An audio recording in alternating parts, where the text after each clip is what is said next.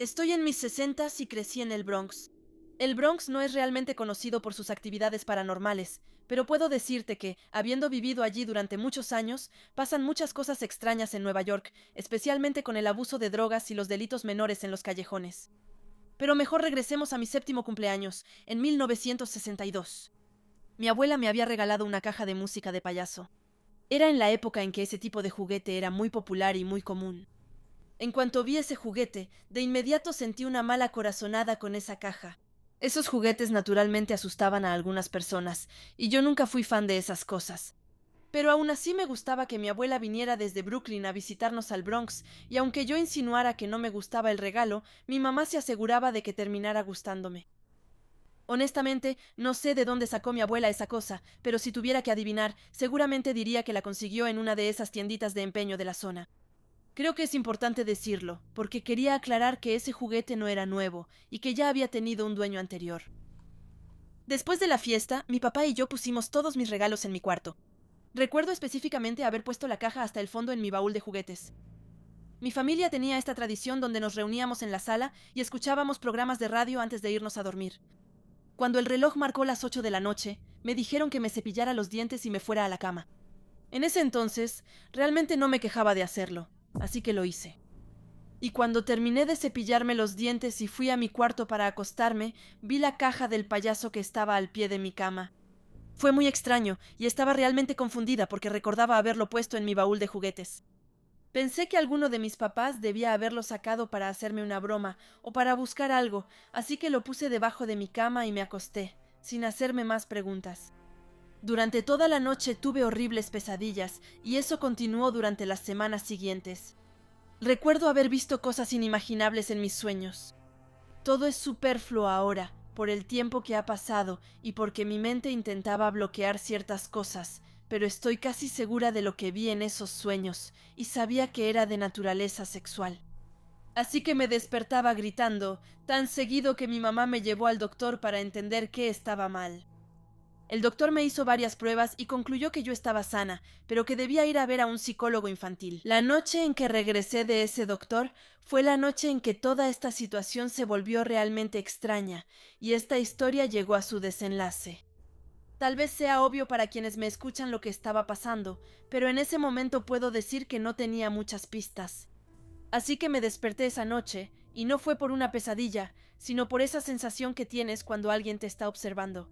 Tenía una luz nocturna justo al lado de mi cama, y en la penumbra veía esa maldita caja de payaso que ahora estaba al pie de mi cama.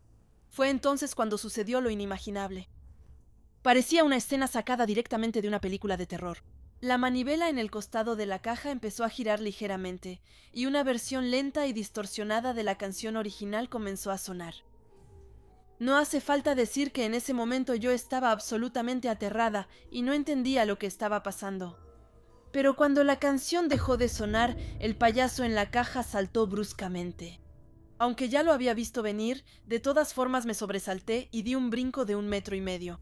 Pero eso no fue lo único que noté y que me hizo olvidar por completo las otras pequeñas cosas aterradoras del payaso de plástico. Todavía se me pone la piel de gallina cuando cuento ese momento exacto. Detrás de la caja de juguetes había una figura negra grande. Lo único que puedo decirles sobre esa sombra es que tenía unos cuernos largos encima de la cabeza. Fui educada como católica, pero nunca me habían contado sobre la existencia del ángel caído, Lucifer, y su infantería de demonios, todos más malvados que el otro. No, mi pequeño corazón de niña y mi frágil mente no podían entender lo que estaba viviendo en ese momento. Pero aún así, recordé las enseñanzas sobre el amor de Dios y el poder de las oraciones. Entonces cerré los ojos y empecé a orar con todas mis fuerzas. Un poco después de empezar a orar, escuché un fuerte aullido, como si estuviera lastimando a la cosa que estaba en mi habitación. Y cuando abrí los ojos de nuevo, me di cuenta de que la silueta había desaparecido de mi habitación y que la caja del payaso ahora estaba cerrada. Vivíamos en el tercer piso de un departamento. Fuera de mi habitación había uno de esos callejones oscuros y estereotípicos por los que Nueva York es conocida. Abrí la ventana de mi habitación y lancé la caja afuera. Esperaba escuchar la caja romperse contra el asfalto, pero en su lugar escuché unos enormes aleteos. No vi nada, pero sentí una ráfaga de viento helado golpearme. Cerré la ventana lo más rápido posible y me metí corriendo bajo mis cobijas. Y aquí estoy, muchos años después. Comparto mi historia para informar a todos que hay fuerzas oscuras a nuestro alrededor que van mucho más allá de nuestra comprensión. Se sorprenderán al escuchar que ya no formo parte de ninguna religión organizada. Sigo siendo una persona muy espiritual y todavía creo en un poder superior a nosotros. Si están confundidos, voy a tratar de resumírselo en los términos más sencillos. Las entidades oscuras se alimentan del miedo. Si muestras miedo, lo vas a alimentar. Si muestras valentía, se van a ir. Recuerda que esas entidades no son bienvenidas en tu casa.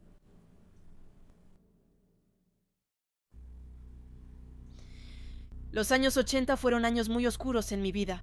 No me enorgullece admitir que era una drogadicta en esa época. Desde entonces me he reformado y he tomado el control de mi vida. Ahora llevaba sobria desde 1990. Esa historia fue mi recordatorio, y ahora es la razón principal por la que decidí cambiar mi vida. Trabajaba como limpiadora de ventanas en Birmingham, Alabama. Vivía en un pequeño departamento un poco fuera de la ciudad. En esos tiempos, había mucho contrabando cuando supuestamente era amiga de mi dealer de drogas. Vamos a llamarlo Chris. Así que conocí a Chris desde la secundaria. Siempre fue una mala semilla y tenía un historial criminal tan largo como mi brazo. Eso es algo bastante común en el negocio. Nosotras teníamos una relación bastante distante. Él intentó varias veces ir a fiestas y bares conmigo, pero sin mucho éxito, porque en ese entonces no confiaba completamente en él. Sin embargo, debido a que mi adicción empeoraba cada día, empecé a bajar la guardia poco a poco. Era un viernes por la mañana. Recuerdo perfectamente esa noche, porque acababa de recibir mi pago, y la patética drogadicta que era llamó a Chris en cuanto recibí mi cheque. «Hola», dijo Chris. «Hey, hola Chris, soy Richie. ¿Podemos vernos?» «Sí, necesito verte en otro lugar esta noche». «¿Por qué?» «Porque no quiero que me atrapen vendiendo esto y que tú estés en el mismo lugar donde normalmente lo vendes». «Los policías vinieron a tocar a mi puerta esta mañana para acusarme de vender drogas». «Mierda, ¿en serio?» «Sí, es bueno que no guarde la mercancía en la casa, si no ya estaría frita». Me mira, y creo que alguien me delató. «Chris, yo no lo haría. Cierra la boca y ve hacia la iglesia abandonada. Llega ahí a las 7». Después de eso, Chris me colgó el teléfono. La iglesia de la que hablaba Chris estaba a unos buenos 30 minutos fuera de la ciudad, en Kolberg. Solo fui una vez, en la secundaria, cuando un amigo mío y Chris hicieron una gran fiesta allí. Pensé que era realmente paranoico al querer que viniera hasta aquí, pero tenía que seguir sus reglas, porque él era quien me traía eso que supuestamente necesitaba tanto. Hice el camino y al llegar a la iglesia me detuve allí. Ahora solo quedaban unos cuantos ladrillos que casi ni se sostenían en su lugar. La fiesta que mencioné fue en 1980. Así que supongo que alguien se esforzó mucho para destruir el lugar. Eso fue antes de que existieran los celulares, así que me senté en el coche y escuché la radio mientras esperaba a que Chris apareciera. Miré el reloj en mi tablero y noté que llevaba casi una hora esperando a que Chris llegara. Todo estaba oscuro afuera, y eso me ponía nerviosa. ¿Me había dejado plantada? ¿Era esto una trampa? Esta iglesia estaba junto a una carretera secundaria cerca de la intersección 22. Estaba literalmente en medio de la nada. No había ningún farol. Y fue cuando empecé a pensar en cómo, si había gente afuera, lo único que podrían ver serían los faros de mi coche, que empecé a sentirme como un blanco fácil. Intenté encender mi carro para salir de ahí, pero mi estúpido cerebro ya había agotado la batería escuchando la radio. Cuando intentaba en vano arrancar mi coche, empecé a sentir que unos ojos me observaban. Observé a mi alrededor y sentí una oleada de adrenalina que me invadió por completo. Allí, afuera, en la penumbra, había 3 hombres, inmóviles, justo frente a mi coche, mirándome. Lo primero que pude notar fue que llevaban una máscara con cabeza de ciervo con cuernos de madera. Por un segundo entonces, creí que había un trío de ciervos parados frente a mi coche, pero pronto me di cuenta de que en realidad eran hombres usando máscaras, en cuanto entendí que estaban de pie. Ahí fue cuando empecé a entrar en pánico de verdad y traté lo mejor que pude de encender el vehículo. No sabía quiénes eran esas personas extrañas con máscaras de ciervo, pero realmente no quería quedarme aquí para averiguarlo. A fin de cuentas, sí valoraba mi vida al menos un poco. Y mientras mi auto batallaba para encender, vi con terror a esas mismas 3 personas acercándose lentamente hacia mi auto. ¡Vamos, arranca, pedazo de chatarra!, grité mientras intentaba pisar el acelerador, pero sin éxito. Mientras seguía intentando encender mi auto, con cada intento, las luces delanteras parpadeaban un poco más. Y veía a los hombres avanzar de manera aterradora, pero lentamente, hacia mi auto. Podía ver que el del medio llevaba una escopeta. Ahí, debo admitir que pensé que había llegado mi última hora. Cerré los ojos y empecé a rezar para que Dios me ayudara y me sacara de esa situación miserable. Al mismo tiempo que seguía pisando con todas mis fuerzas ese maldito acelerador. De repente escuché que mi auto volvía a la vida. No tuve tiempo de sentirme aliviada. De inmediato puse mi carro en reversa. Miré a las personas que ahora estaban mucho más cerca que antes, pero ninguno de los hombres apuntaba su escopeta directamente hacia mí. Supongo que tuve suerte, pero un segundo después escuché un disparo y sentí un golpe sordo, porque uno de mis faros acababa de explotar. Obviamente, no esperé. Inmediatamente retrocedí hacia la carretera y tomé el camino hacia la ciudad. En cuanto llegué a casa, llamé de inmediato a Chris, pero no obtuve respuesta. Al día siguiente, fui a su caravana, toqué la puerta, pero nadie me respondió. No sabía qué hacer en esa situación.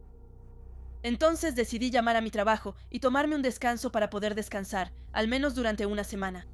Realmente lo necesitaba después de lo que me acababa de pasar. Fue semanas después cuando encontramos a Chris, al costado de la carretera, a unos 25 kilómetros de esa iglesia abandonada. Había sido golpeado hasta la muerte. Fui a la policía con mi historia y les conté lo que me pasó. Pero el asesinato de un vendedor de drogas desconocido realmente no era su prioridad. Sin embargo, intentaron hacerme confesar varias veces que yo había matado a Chris, incluso después de que les mostré los daños de mi coche. Pero no me creían. Ya veía venir lo que iba a pasar. La policía simplemente era demasiado perezosa para investigar este caso. Intentaron echarme la culpa y usaron mi adicción a las drogas para respaldar sus teorías de mierda. Me acosaron con multas de estacionamiento y una vigilancia prolongada sobre mí hasta el día en que me mudé al año siguiente. Todavía no tengo ni puta idea de quiénes eran esas personas, pero estoy convencida de que ellos fueron quienes mataron a Chris. Supongo que Chris llegó antes que yo a la iglesia y que fue asesinado en ese momento por esas personas. Mierda. Hoy estoy contenta de estar viva. La moraleja de esta historia es que deberías mantenerte alejada de las drogas en general. No solo van a destruir tu vida, también te van a poner en situaciones arriesgadas y peligrosas como esta. No sean tontos. Si tuviera que ponerle un título a esta historia, la llamaría Miedo Directo. Estoy inscrita en una escuela para chicas, y hay 9 habitaciones para las jóvenes y 4 habitaciones para las mayores. Las primeras son para las chicas de 11 a 15 años, y las otras para las mayores, de 16 a 18 años. Es a principios de septiembre de 2016.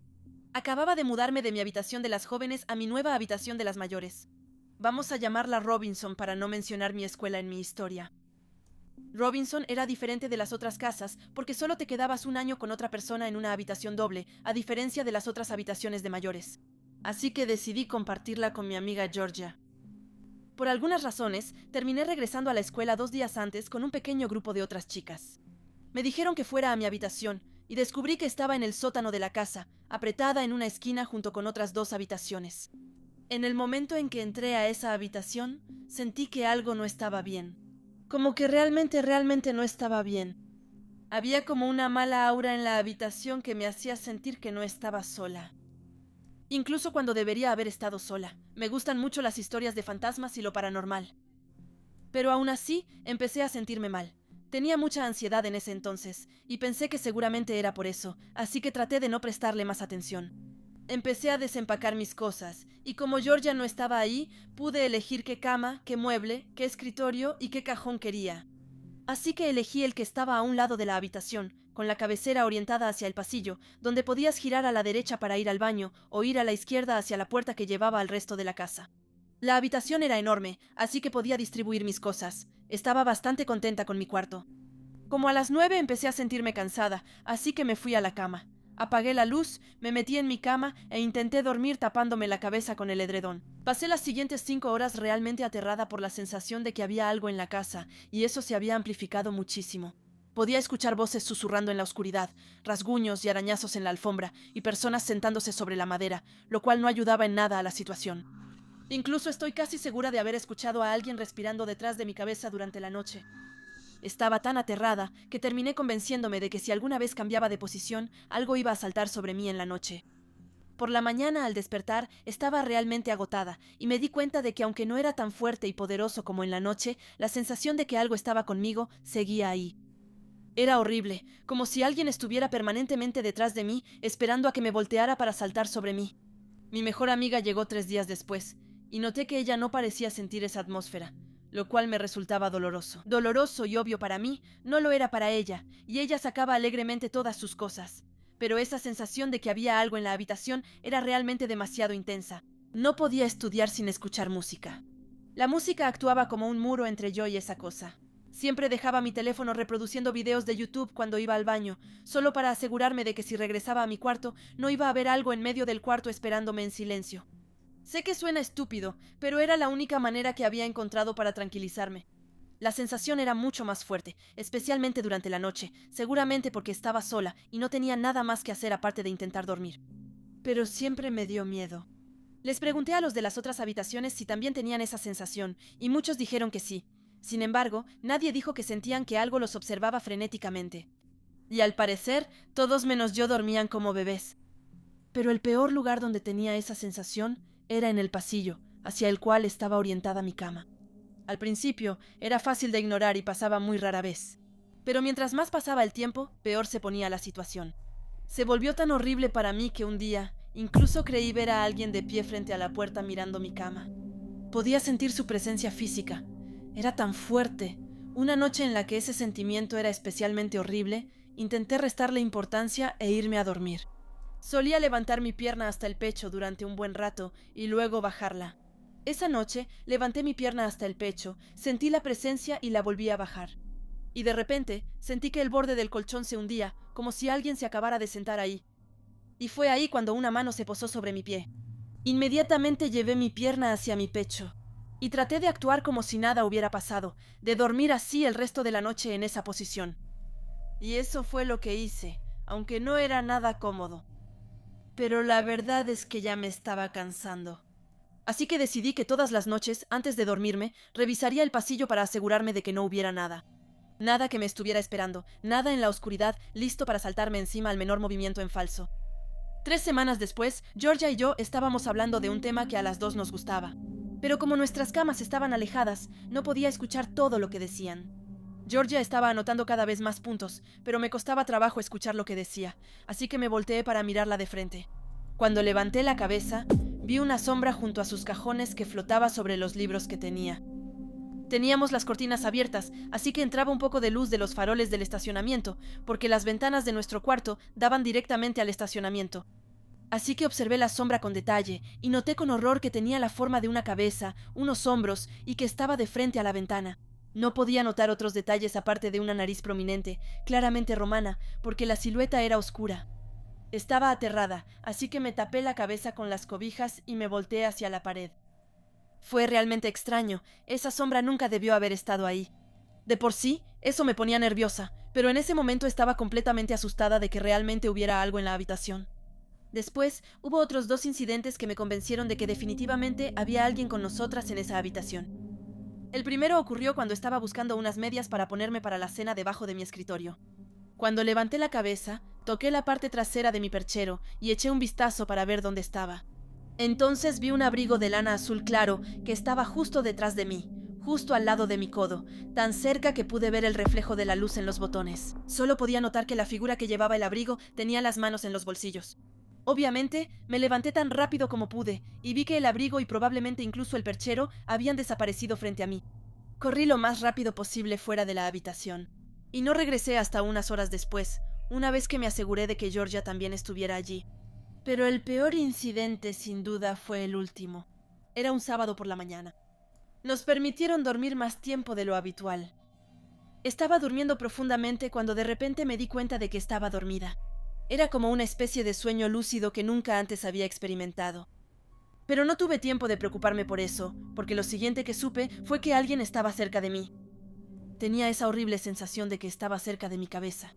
Sentía una presencia, ahí, justo junto a mi cara, como si otro ser humano se hubiera quedado dormido cerca de mí. Y eso lo sentía incluso a través de la niebla de mi mente que apenas despertaba.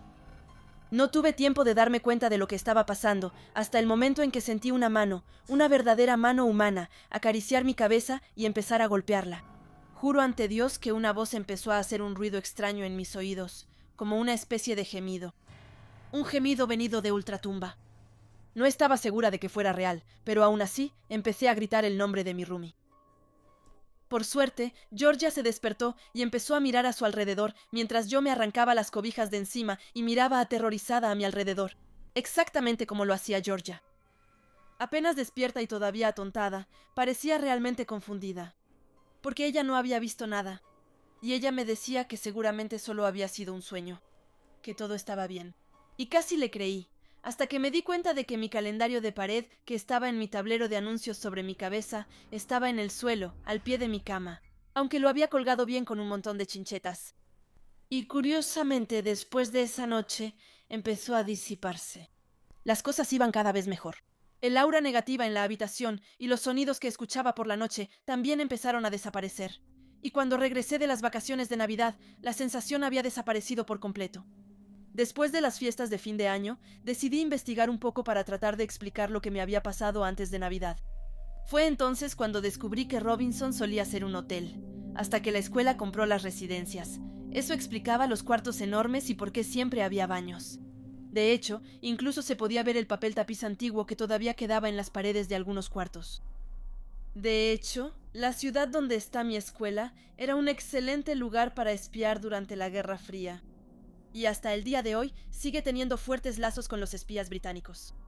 Ese hotel estaba realmente cerca de los lugares donde eso realmente sucedió. El abrigo que vi se parecía extrañamente al que usaban los hombres de la Marina durante los años 60.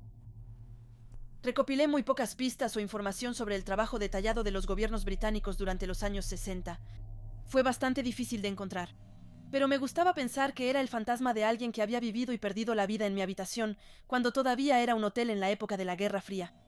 Siempre estaba ahí, esperando, hasta el momento en que pudiera cruzar al otro lado.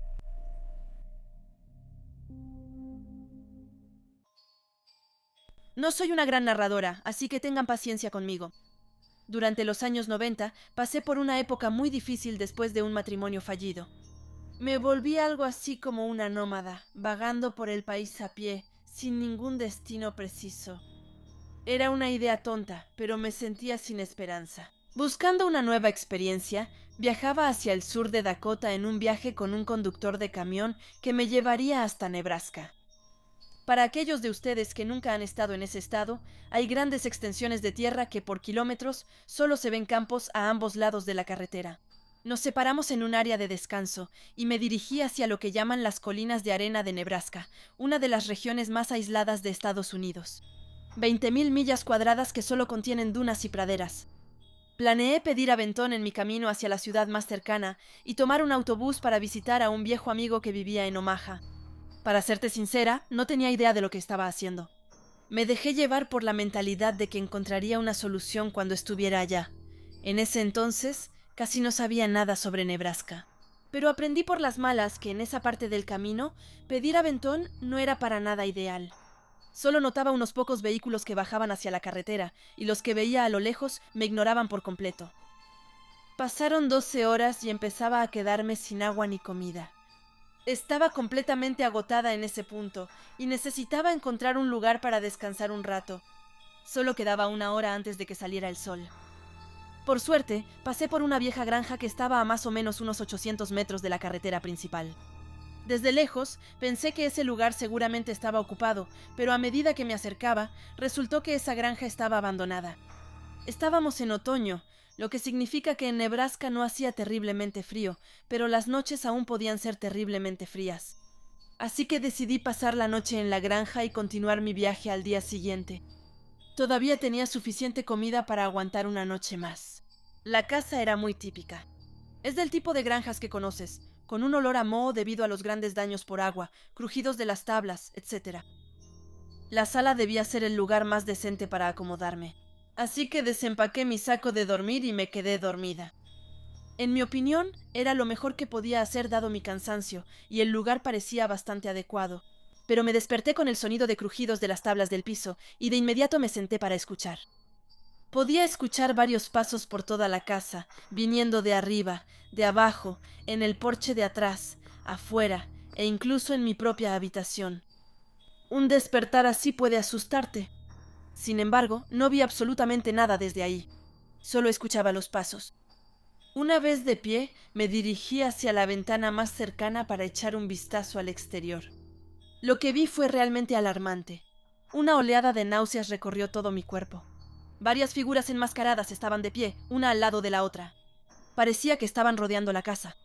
Por los pasos que escuchaba, pensé que podía haber gente adentro, conmigo. Y eso me aterrorizaba. Pensé rápido, y en ese momento tomé una decisión inteligente. Decidí decirles, hola, lo siento, estoy en su casa. Solo buscaba un lugar donde pasar la noche, y pensé que este lugar estaba abandonado. De nuevo, de verdad lo siento mucho. Y todos los pasos se detuvieron de repente. Siguió un extraño silencio. Estaba tan tranquilo que podría haber escuchado a un ratón en la esquina de la habitación. Tenía un muy mal presentimiento. Por seguridad, saqué mi cuchillo de caza de mi mochila. Recogí el resto de mis cosas y me apresuré, pero con calma, hacia el pasillo. Aparte de las misteriosas siluetas afuera, también pensaba en la razón por la que escuché pasos dentro de la casa cuando desperté. Así que pensé que tarde o temprano me encontraría con alguien adentro.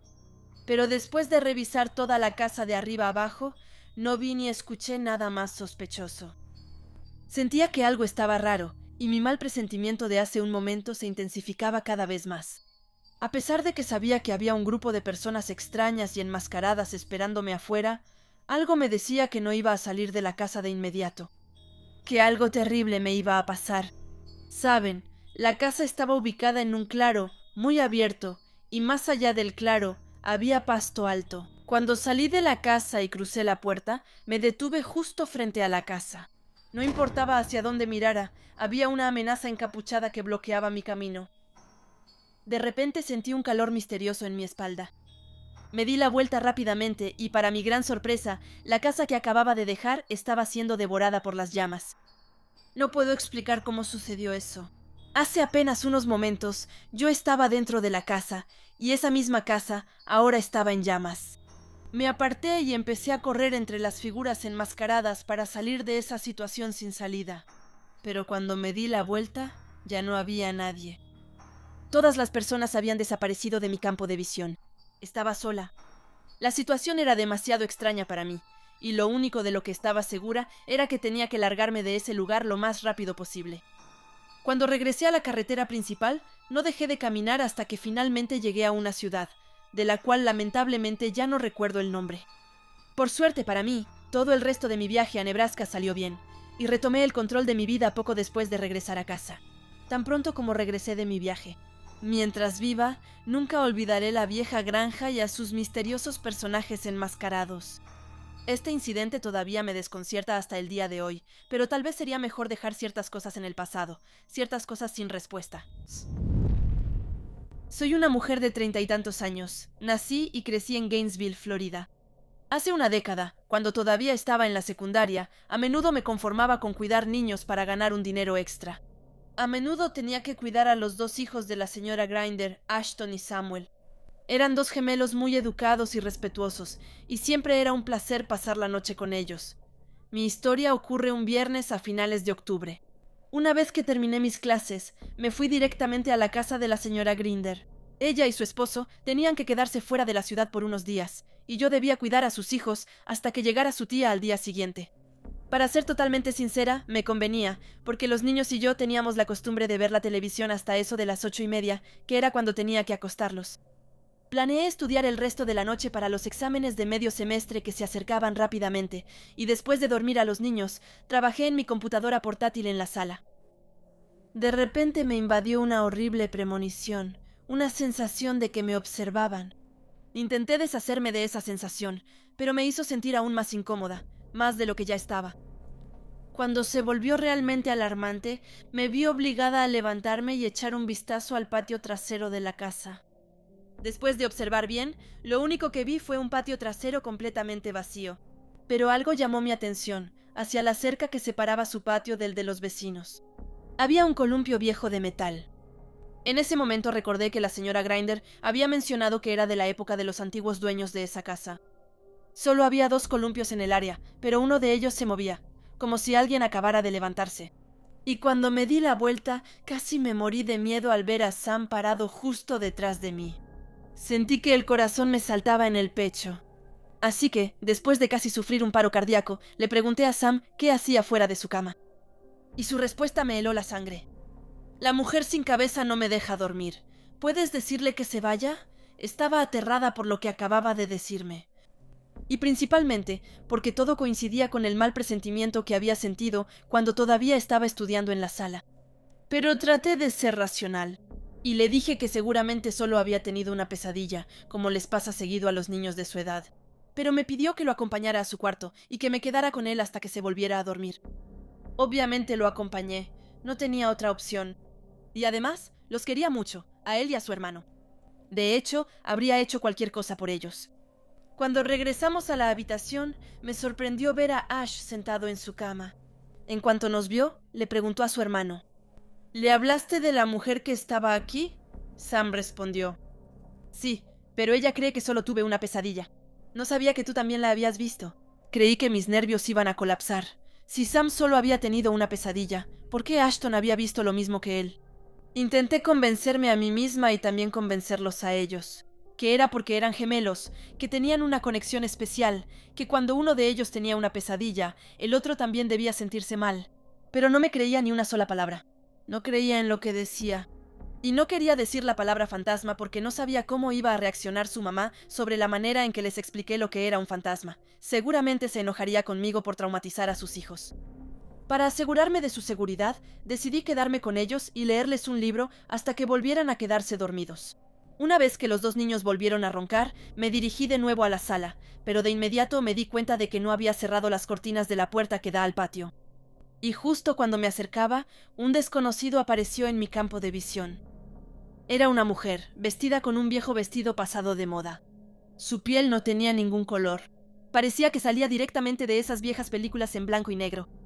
No se parecía en nada a alguien que viviera en el siglo XX. Y me miraba fijamente con su mirada penetrante. Sentía todo su odio a través de sus ojos. Lo que pasó después es algo de lo que me he esforzado en convencerme de que nunca me sucedió. Pero mi memoria es demasiado lúcida como para imaginarme cosas. La cabeza de la mujer giró 360 grados antes de caer al suelo. Se me revolvió el estómago, y recuerdo que me tapé la boca con una mano para no gritar. La silueta sin cabeza seguía manteniendo el equilibrio, incluso después de que la cabeza tocó el suelo. Sé que lo que estoy a punto de decir probablemente no tiene ningún sentido para quien me escuche, pero todavía siento la mirada helada de la mujer, aunque su cabeza ya había desaparecido. Y luego la imagen de la mujer sin cabeza se desvaneció. Inmediatamente cerré las cortinas y me dirigí al cuarto de los niños. Me metí debajo de la cobija junto a Sam, y desde ahí me quedé despierta mirando la puerta del cuarto hasta que me quedé dormida de puro cansancio. No le conté a nadie lo que vi ese día. No fue sino hasta que regresé a mi coche, una vez que llegó la tía de los 2 chicos, que me tranquilicé, pensando que seguramente había tenido una crisis nerviosa total. Y no se lo conté a los musculosos, porque no quería arriesgarme a perder mi trabajo de niñera. Sam y Ash eran demasiado valiosos para mí, demasiado valiosos como para arriesgarme a no volver a verlos. Así que seguí cuidando a los gemelos hasta que fueron lo suficientemente grandes para quedarse solos en casa. La casa de Madame Gruder estaba ubicada en un bonito vecindario común, de lo más normal que te puedas imaginar.